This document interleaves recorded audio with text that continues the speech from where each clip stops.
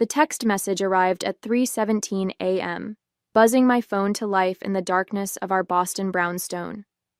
Perhaps Francis thought I'd be asleep, or maybe the 13-hour time difference from Bali had confused him. Either way, his message glowed with unrepentant glee. Sold our Cape Cod beach house and transferred all our savings to start my new life with Jessica. Enjoy being homeless, LOL. Don't bother calling. Changing my number tomorrow. I stared at the screen, the blue light illuminating my face in the pre-dawn darkness. After 30 years of marriage, this was his goodbye. A text message punctuated with LOL. I set my phone down on the nightstand and took a deep breath. My name is Alice Mercer, and at 52, I never expected to be starting over. But I also never expected my husband of 3 decades to drain our accounts and run off with his 29-year-old personal trainer.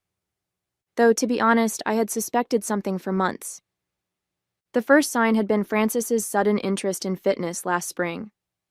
After years of dismissing my gentle suggestions about health checkups, he'd abruptly signed up with an exclusive gym and started disappearing for 2-hour training sessions 3 times a week. By summer, those sessions had increased to daily, and he'd lost 30 pounds. "You should be happy for me," he'd snap whenever I questioned the mounting credit card charges. "I'm finally taking care of myself." Then came the password changes on our financial accounts, the secretive phone calls, and the business trips that oddly aligned with his trainer Jessica's Instagram posts from the same locations. I'm not a confrontational person by nature. As a hospital administrator, I've built my career on careful observation, documentation, and strategic planning. So instead of making accusations, I started taking notes, collecting evidence, and consulting professionals. When Francis mentioned he was planning a solo wellness retreat in Bali, I knew it was time to implement the protection plan I'd spent months developing with my attorney. I picked up my phone again and typed a simple reply. "Check your account balance." I could picture Francis now, sprawled in some luxury villa, Jessica by his side, smugly thinking he'd gotten away with everything. I imagined his face when he finally checked his accounts and found nothing. Well, not exactly nothing. He would find notifications of the emergency court orders I'd filed 3 weeks ago, freezing our joint assets after presenting evidence of his affair and planned financial abandonment. He would discover that the successful transfer he thought he'd made had been intercepted and placed in a court-monitored account. I didn't expect an immediate response. Francis had always been confident to the point of arrogance. He wouldn't check the account balance right away. He'd assume his plan had worked flawlessly. I made myself a cup of tea and settled at my desk, opening the folder labeled Francis Documentation. Inside was the timeline I'd created over the past 6 months, a meticulous record that had ultimately saved our family's financial future. It had started with the credit card statements.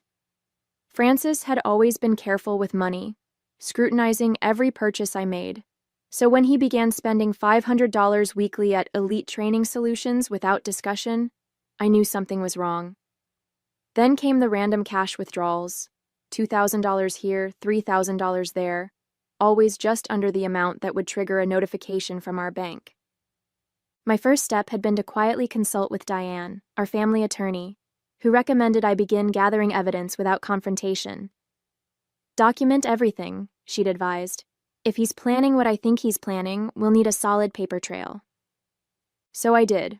I photographed financial statements, recorded dates of unusual withdrawals, and made copies of our property deeds. I hired a forensic accountant who discovered Francis had opened a separate bank account 3 months earlier. Most damning of all, I found draft emails to a real estate agent about quietly listing our beach house, a property that had been in my family for generations. The turning point came when I overheard a phone conversation while Francis thought I was at work. I'd come home early with a migraine and was resting in our bedroom when I heard him in his office, speaking in the hushed, intimate tone he'd once used with me. "Jessica, baby, it's all coming together," he'd said. "The beach house should sell quickly. Alice has no idea. Once that money hits our account, I'll transfer everything to the offshore account we set up. By the time she figures it out, we'll be living the dream in Bali."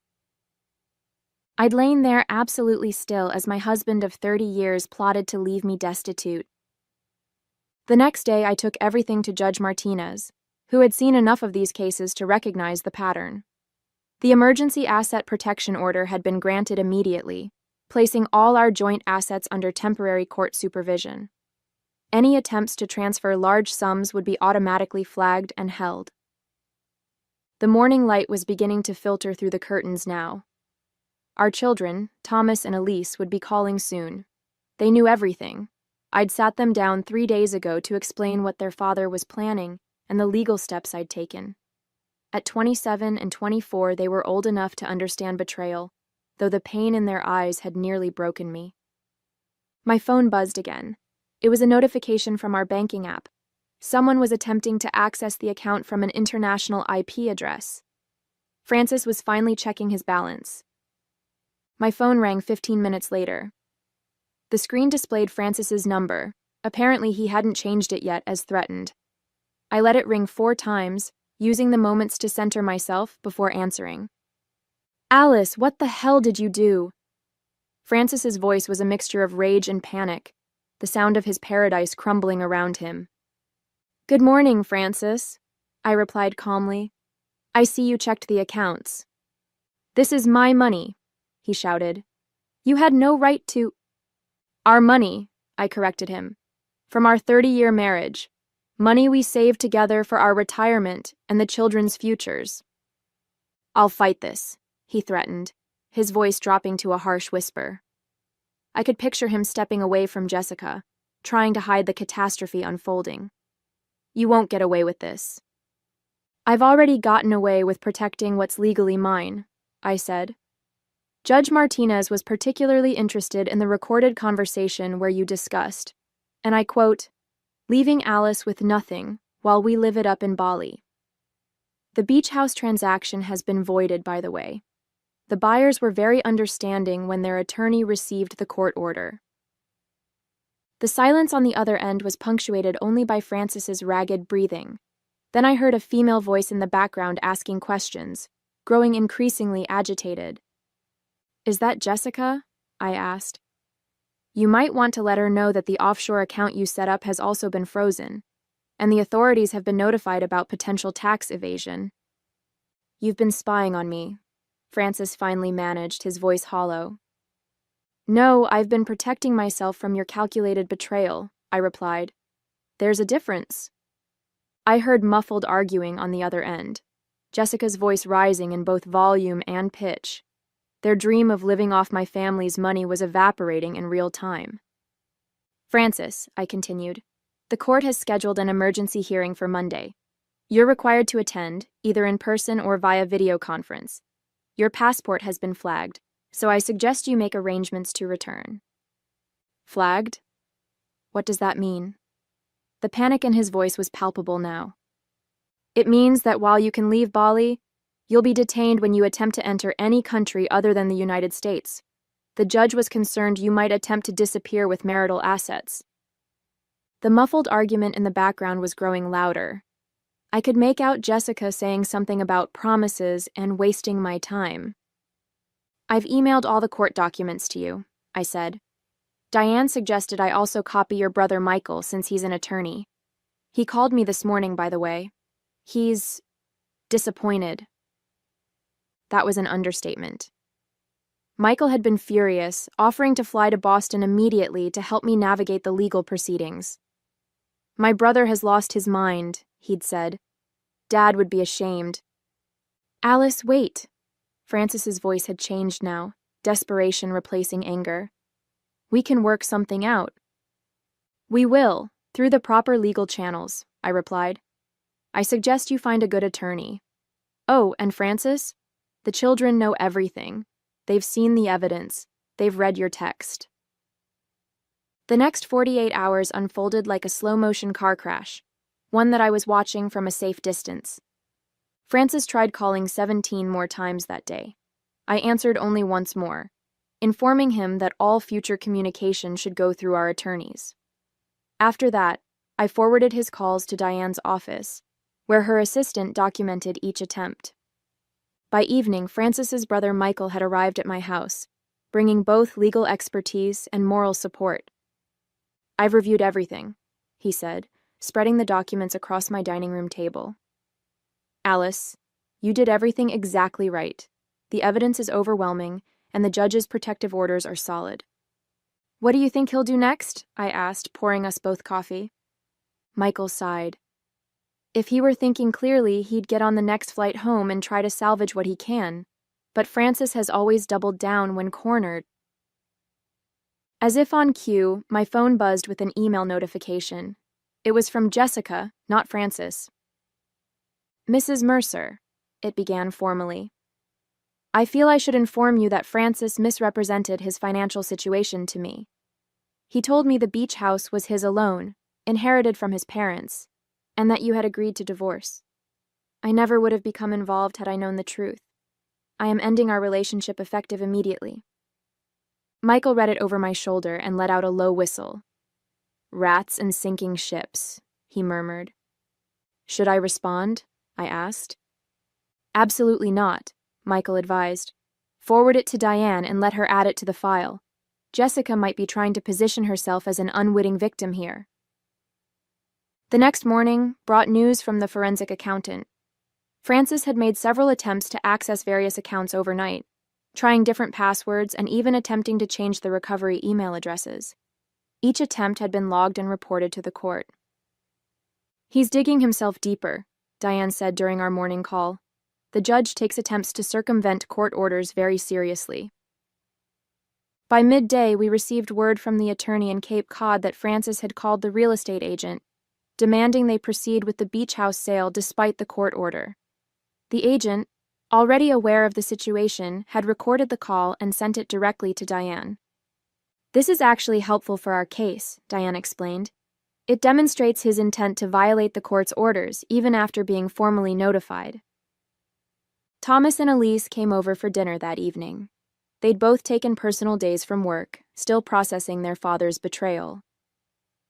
Mom, Thomas said as we sat around the kitchen island, have you heard anything about Dad coming back? I shook my head. Not directly, but Michael thinks he'll have to return soon, if only to try to defend himself in court. Elise, always the more emotional of the two, pushed her food around her plate. I still can't believe he texted you like that. Enjoy being homeless. Who says that to someone after 30 years? Someone who thought he'd gotten away with it, Michael replied, joining us with a stack of new documents. Which brings me to this. We've just received notification that Francis has booked a flight back to Boston. He lands tomorrow evening. I felt a complicated mix of emotions, relief that he was returning to face the consequences, anxiety about seeing him, and a strange sense of validation that my preparations had worked. He's also sent a formal communication through a Balinese attorney, Michael continued, sliding a paper across to me. He's claiming the text was sent as a joke, and that there was a misunderstanding about the beach house listing. A joke? Elise's voice rose in disbelief. After we saw all the evidence? Francis's return to Boston played out like a carefully orchestrated legal ballet. Diane had arranged for a court officer to serve him with papers the moment he cleared customs at Logan International Airport. Michael's colleague waited in the terminal, sending us live updates as events unfolded. He just arrived, Michael reported, reading from his phone as we sat in Diane's office. Looks shell-shocked. No sign of Jessica. Court officer approaching now. I nodded, maintaining my composure though my heart was racing. After 30 years of marriage, I knew Francis well enough to anticipate his response. First denial, then bargaining, followed by misdirected anger, and finally, when all else failed, tearful pleas for forgiveness. Alice, Diane said gently, are you absolutely certain you want to be present at tomorrow's hearing? You could authorize me to represent you fully. I need to be there, I replied. Not for Francis, but for myself. I spent too many years being invisible, accommodating his needs and dreams at the expense of my own. Elise squeezed my hand supportively. Both our children had insisted on joining me at the law office, forming a united front as we navigated this painful chapter.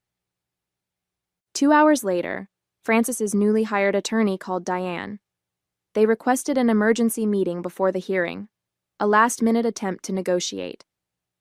They're offering a settlement, Diane explained after the call. Francis is willing to allow you to keep the beach house if you'll drop the emergency orders and agree to a quick, quiet divorce. Allow me? I repeated, the absurdity almost making me laugh. The beach house that's been in my family for 4 generations? Exactly, Diane nodded. It's not a serious offer. They're fishing to see what you might accept. Tell them we'll see them in court, I said firmly. That evening, as I was preparing for bed, my phone rang with Francis's brother's number. Alice, I'm with Francis, Michael said, his voice tense. He's asking to speak with you before tomorrow's hearing. I've advised against it, but he's insistent. I took a deep breath. Put him on speaker, but stay in the room, Michael. Alice? Francis's voice sounded rough, defeated. This has all gotten out of hand. I made a terrible mistake. Which mistake exactly? I asked calmly. Planning to steal our savings? Attempting to sell my family's beach house? Or texting me that I should enjoy being homeless? I wasn't thinking clearly, he stammered. Jessica. She made everything seem possible. A new life, a fresh start. But she's gone now. The minute she realized there wasn't any money, she disappeared. How surprising, I remarked dryly. I want to come home, he said, his voice breaking. We can put this behind us. 30 years, Alice. Doesn't that count for something? For a moment, I remembered the young man I'd married, ambitious, charming, full of dreams we were going to build together. But that man had disappeared long ago, replaced by someone willing to destroy me financially and emotionally without a second thought. It counted for something, I replied softly. That's why I documented everything so carefully. That's why I protected what we built together. And that's why I'll see you in court tomorrow. After hanging up, I sat on the edge of our bed, my bed now, and allowed myself a moment of grief for the marriage I'd thought we had. Tomorrow would require all my strength, all my dignity. The courthouse was imposingly formal, all polished marble and echoing hallways. I sat beside Diane at the plaintiff's table, my posture straight, hands folded calmly on the polished wood surface. Thomas and Elise sat directly behind me, while Michael had positioned himself halfway between our table and where Francis would sit, a visual statement of his divided loyalties, but ultimate support for the truth. When Francis entered with his attorney, I was shocked by his appearance. The confident, tanned man who had left for Bali 3 weeks ago looked haggard and diminished. He attempted to catch my eye, but I kept my gaze forward, focusing on Judge Martinez as she entered the courtroom. We're here on the matter of Mercer versus Mercer, the judge began, reviewing the documentation before her. I see the temporary asset protection orders were issued 3 weeks ago based on evidence of attempted fraud and financial abandonment. Francis's attorney, an aggressive litigator named Gregory Powell, immediately stood. Your Honor, my client wishes to assert that there has been a serious misunderstanding. The text message in question was sent in poor judgment but was never intended. Judge Martinez cut him off. Mr. Powell, I've reviewed the extensive documentation, including recorded conversations, email drafts regarding the unauthorized sale of jointly owned property, and multiple attempts to access frozen accounts after court orders were issued. Let's not waste this court's time with implausible explanations. Powell sat down, chastened. Francis seemed to shrink further in his seat. The hearing proceeded methodically. The forensic accountant presented his findings, showing how Francis had systematically withdrawn nearly $87,000 in small amounts over 4 months. The real estate agent testified via video conference about Francis's instructions to sell the beach house without my knowledge. Most damning was the evidence from Francis's own devices, the emails, the offshore account setup, the conversations with Jessica planning their new life. When Francis finally took the stand, he attempted a strategy of contrition. I made a terrible mistake, Your Honor, a midlife crisis that got out of hand. I never actually intended to leave my wife destitute. Yet your text message specifically stated, "Enjoy being homeless," Judge Martinez noted, looking over her glasses at him.